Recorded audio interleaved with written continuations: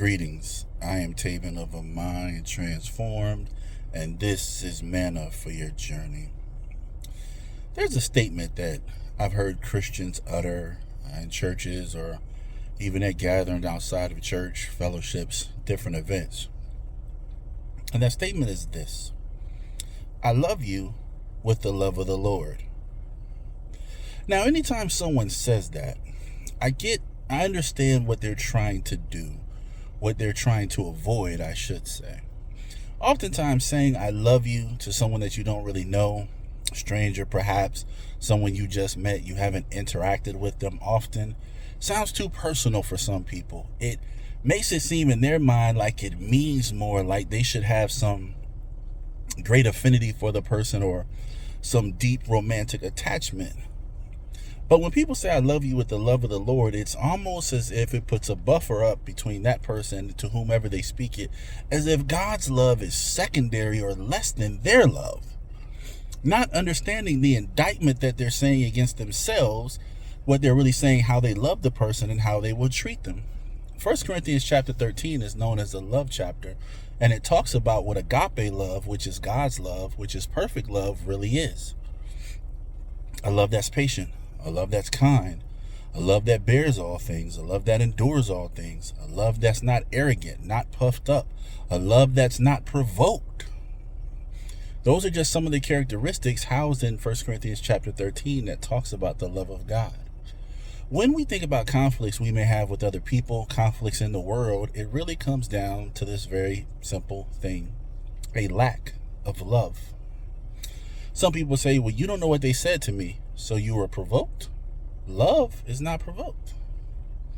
I get tired of dealing with this and I'm tired of enduring this. Love endures. Usually when we have conflicts with other people or we run into issues or problems with other people, it can be traced back to that simple thing, that our love for that person is not in the area where it should be. It's not the person. It's really our love for them. And the Bible tells us to love our neighbors and love our enemies. And that statement covers everybody on earth. Everybody on earth falls into one of two categories. They're a neighbor or an enemy. And neighbor is not physically someone in your neighborhood or close to you. Neighbor just means someone that's on your side, someone that's for you, someone that's not actively trying to bring your downfall, someone that's not against you. Just basically means someone that's not an enemy. And anybody that's against you, trying to plot your downfall, wants to see you fail, will go into the enemy category. It covers everybody on earth. People you don't know you, would still fall into the neighbor category. So if we're told to love our neighbor and love our enemy, and the word love is the same for both of them, it's that agape love of Christ, then when we have conflicts and we have falling out with people, oftentimes it can be traced to, not every time, but oftentimes it can be traced to a lack of love. And some people think that the way that they can respond or treat someone is solely based on how someone treats them. That's not true. The word Christian means Christ-like. It means we have to take the high road. We have to press towards the high mark of Christ, because that's what Jesus Christ did. He was nailed to a cross by people who weren't trying to be gentle with him. They took 9-inch nails through his feet so he could hang on that cross. And after hanging on that cross for several hours, the first thing he says is, don't hold what they did to me against them. That's what he meant by Father, forgive them.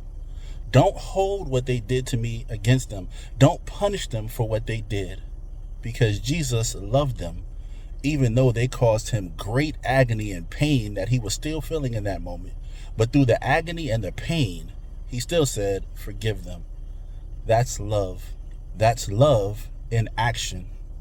He didn't want them to suffer. He didn't want them he didn't want God to retaliate against them. He didn't pray against them. He didn't try to sick God on them.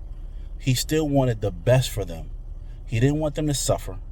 He didn't want them to get paid back. That's love.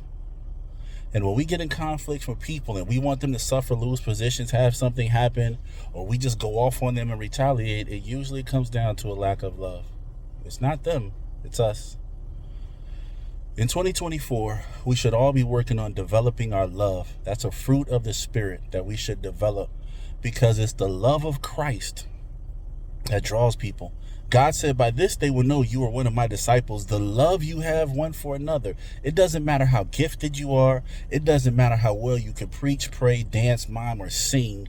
It doesn't matter. People don't know we're disciples because we say we go to church. They don't know we're disciples because we have a collar or we have a title. They say they know we're disciples because they see we have love. Do you have love? Well, that's all I have for you today. Again, my name is Taven, and this has been Manna for Your Journey. Be blessed.